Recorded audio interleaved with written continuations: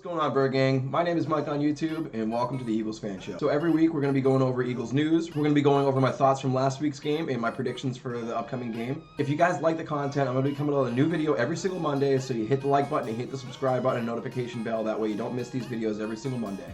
All right, let's get right into it. Today we're going to be projecting the Eagles' starting offense and starting defense after 10 training camp practices. So this is a series by Glenn Irby. This is on theeagleswire.usa today, if y'all wanted to check this article out yourself. But we're going to start with the offense first. I mean, really no surprise, Jalen Hurts is going to be our quarterback. If you think Joe Flacco was brought in here to be the starter, you're a stupid bastard and you need to stop drinking. Nick Mullins, I'm going to be honest with you. I believe Nick Mullins is going to be our day one backup quarterback. So yeah, we have Jalen Hurts. Been up and down. Yeah, we heard about a bad practice that Jalen had a couple of days ago, and apparently he did bounce back from that. So we got Jalen Hurts, our starting QB, then we get Miles Sanders, our starting running back. No surprise here. We're gonna have to see if Sanders can stay healthy for a full season of games. Now we have 17 games too. That's not gonna help him, I'm assuming. So Sanders has to prove that he can stay healthy. But if Sanders can stay healthy, he deserves 18 touches a game. The dude's explosive. We got Devonta Smith over here. Again, no surprises. He was our first round pick. We wouldn't have traded up for this dude if he wasn't going to be starting day one. He is nursing, I believe, an MCL sprain, and he is listed week to week with that MCL sprain. But from what I'm hearing, he'll be okay. So I'm not really worried there. Again, we got Jaylen Rager on the opposite end of Devonta Smith. Again, I'm not surprised. You know, there's no surprises so far. Jaylen Rager, after suffering for the death of his best friend, his childhood best friend, he was just recently murdered. So, you know, I guess he's had a rough training camp so far. Can you blame the dude? You know, if your best friend was murdered, I'm pretty sure you might have a little bit of a hard time reeling it in after that. But apparently Nick Sirianni laid into him during one of these practices, and since then he has been performing very well. So we'll see how it goes. I mean, my thoughts and wishes go out to Jaylen Rager and his mental health and his family and his friends. It's going to be terrible to lose a best friend, especially in that way, you know. So first of all, I'm wishing Jaylen Rager nothing but the best outside of football. And honestly, I think he's going to light it up this year. I really do, because he's going to understand that the best thing that he's going to be able to do for himself and what his friend probably would want him to do is to go out there and succeed as a Philadelphia Eagle. So not necessarily as an Eagle, but, you know, just have professional success for himself. So I see Jaylen Rager, despite having a down training camp so far, having a very good year this year as well. So he's projected as the, I believe, the X. And we got Greg Ward in the slot projection. Okay. I wouldn't have guessed that one. Greg Ward in the slot.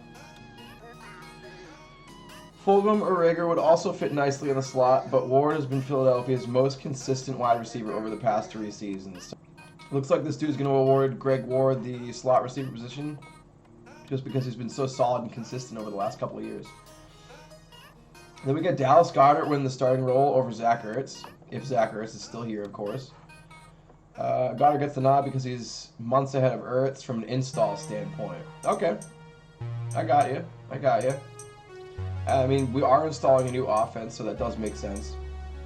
Goddard is more explosive. Ertz is more of your solid over-the-middle catch type of guy. Jordan Mailata, I like it. Mailata showed up at training camp, and he's just absolutely been a monster. You know, and I'm not going to go ahead and say I predicted that he would be the starting left tackle for us at one point when he was taken in the 7th round. But I will say, when he was taken in the 7th round, I loved the pick. I knew he would see playing time. The dude is just too much of an athletic beast.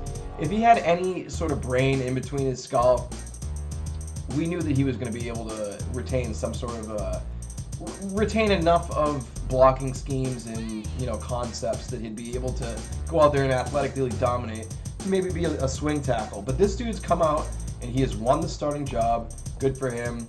He locked it down, man. He's locked it down. Isaac Seumalo, left guard. No surprises here. He's solid. He's above average left guard in the NFL, I believe. We did draft Landon Dickerson. He is still coming back from an injury that he suffered in college last year. So ideally, we really would like to just have this be a redshirt year for Landon. we don't want really any playing time for him, so I'm good with that as well. We got Jason Kelsey coming back for his last year, probably. Assuming this is going to be Kelsey's last year. I love this dude. Jason, if you're an Eagles fan and you don't like Jason Kelsey, something's wrong with you, man. This dude's a beast.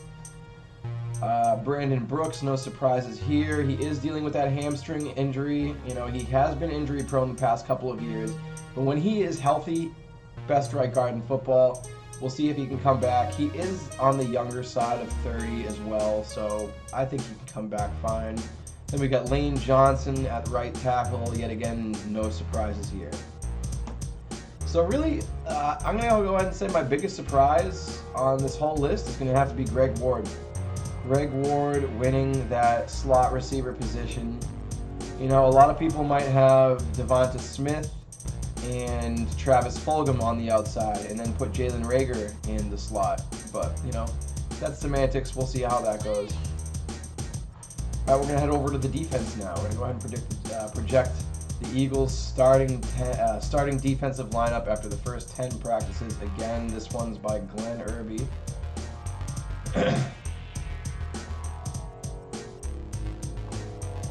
So we got Brandon Graham at defensive end. No surprise here. One of the best defensive ends in football. Fletcher Cox, dude, you try and break into his house, he's got a shotgun ready for you. Again, no surprises. Javon Hargreaves, he suffered for a couple of injury setbacks last year. Again, Mr. Irby believes he should have a breakout 2021. I thought he was going to have a breakout year last year, but those injuries did set him back a little bit. So let's see. Let's hope so. Then we got Josh Sweat, a little bit of a surprise here, coming in over Derek Barnett. I like the move, to be honest with you. I like it. I like Josh Sweat's size and his ability to play the run. Now remember, this is a starting lineup, so that does not mean that we're not going to have a rotation. Even now that Jim Schwartz is gone, it does not mean that we won't have a rotation at defensive end or on the defensive line. I like Josh Sweat starting for those first couple of downs, and you bring in Barnett as your pass rush specialist. He doesn't have to worry as much about defending the run. I like it. I like it. We'll see how it goes. We do know that Sweat suffered from a horrific knee injury, and he has been working his way back slowly, a little bit more each year. So, you know what? Let's give him a shot. Eric Wilson, I like it, starting linebacker. It should tremendously upgrade the Eagles' defense. People aren't talking about this kid, Eric Wilson. He can play. Eric Wilson can play. And they got Alex Singleton winning the job over Davion Taylor. I like it. Alex Singleton, if he can come back healthy from COVID, not have any setbacks or anything like that, come in with some really good conditioning. I hope he hit the weight room because he was a little bit small, but he's a tackling machine. Just like Irby says over here, I like it. You know, I think with Wilson and Singleton as our two starting linebackers, it's significantly upgraded over last year. And TJ Edwards and Davion Taylor, as I mentioned earlier, will factor into the position, as Irby states. Davion Taylor is going to have a fucking year. He's going to have a year for himself. Then we got CB1 position, we got Darius Slay. No surprises here. Darius Slay, Slay time. Locked it down last year, except for a couple of games against DK Metcalf and Devonta Smith. He got lit up again. Not Devonta Smith, Devonta Adams. Devonta Adams and DK Metcalf lit this fucker up. Okay? He ate their burnt toast. So, I want to see better. I want to see more out of Darius Slay this year, to be honest with you. He had a solid year outside of getting burned by those guys. But if you're the number one cornerback on a team, you can't get embarrassed like that back-to-back weeks in a row. So I want to see him step up this year. I want to see Slay time really step it up this year. And then we got Steven Nelson coming in at that CB2 spot is really going to help us out. You know who we would have had starting at that CB2 spot if it wasn't Steven Nelson?